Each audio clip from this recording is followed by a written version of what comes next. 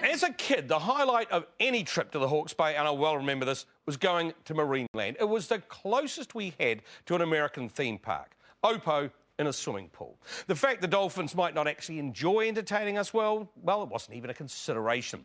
But Marineland has slowly gone downhill. The last dolphin, Kelly, died in 2008. Its time, it seemed, had passed. But now there's a fresh push to bring it back. It's costing money to maintain, but the friends of Marineland say revitalised, it could be a financial boon for Napier.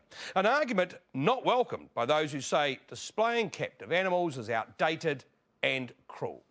So joining me now is Clifford Church from Friends of Marineland and animal advocate Karen Dawn. Cliff Church, if you want to keep Marineland going, it's going to mean dolphins in captivity, isn't it? Not necessarily. There are plans in place at present to actually have a Marineland facility or a sanctuary actually without dolphins. And the first stage is to get Marineland back on track again.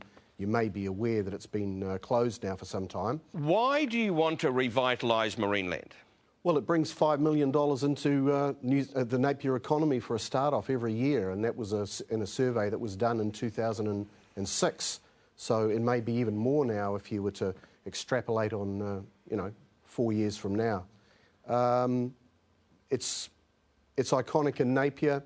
It's been here since the 1960s, and I believe that it can be developed so that it becomes a fantastic eco-education centre and sanctuary for all of the animals that are not only sick and injured, but are also on our endangered list in New Zealand. But it's iconic because they used to have performing dolphins, isn't it? Yes, it is, that's right. But times have changed, haven't they? And, we look at dolphins and we look at other animals in different ways now. And I think that they can still be part of a revitalised Marineland, but can be seen by the public in different ways so that they, are not necessarily trained to have a display for the public, I suppose you might say. Karen Dawn, you have an issue with them having animals full stop? Certainly have an issue with them having dolphins, regardless of whether or not the dolphins are doing tricks.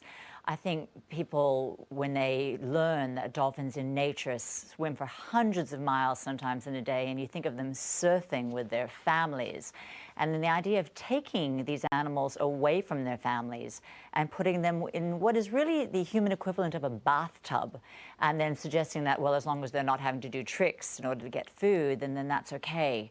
I don't think it is. I think it's beneath us as a species to be doing that to members of other species. I think it's beneath our humanity. Cliff Church, even with the best will in the world, Karen is right, isn't she? This is a throwback to the 60s. It's just inappropriate. What I've got to say to that, I suppose, is that in the ideal world, where there's a predator-prey ratio which is perfect, where we have humans that don't overfish the seas, and where we have humans that don't encroach the habitats that marine animals and also terrestrial animals live in, then I would totally agree with Karen and her proposition. However, that isn't the case.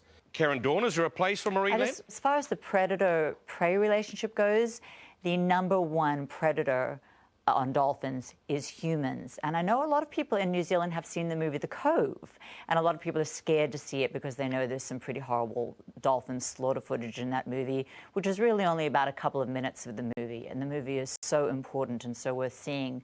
The reason that movie is so worth seeing is it makes clear that the reason for that slaughter of 20,000 dolphins or so in Japan every year is the captive dolphin entertainment industry. And whereas the fishermen or the dolphin hunters will only get $600 for a dead dolphin, they will get up to $100,000 for a live dolphin, and that's what drives the trade. And it's not only a matter of Marineland, but if Kiwis go to other countries and then go and swim with dolphins or support these establishments, that's what they're supporting. Cliff Church, isn't this the problem? No matter how you dress it up, you can't get away from the fact it opens up the potential of having captive dolphins in Marineland, and people are over that. I think the point that needs to be made here really is that we are having, as you're well aware, a lot of dolphin, or not so much dolphin, but other large predator mammals beaching on our beaches, and have been now for quite a while. I understand from some of the research that's actually being done at Massey University that in fact a lot of the animals, when they do the autopsies on them, find that the animals have been starving, that their stomachs are actually empty. And this could be the reason for it. It could be the fact that there is overfishing in our seas, could be the pollution, could be a number of reasons. But you're surely not seriously suggesting that revitalising Marineland is like setting up some kind of soup kitchen for dolphins? I'm suggesting it's a sanctuary for all the marine animals that we have. I just have to say, you know, the idea that because somebody might starve, then it's a good idea to put them in jail so that you can feed them and keep them there for the rest of their life. We wouldn't do it to people, and we can't do it to these beautiful, intelligent creatures either. And we have to find some other way of making sure they get fed than putting them in basically the equivalent of a bathtub for their whole life. And of course, the debate will go on.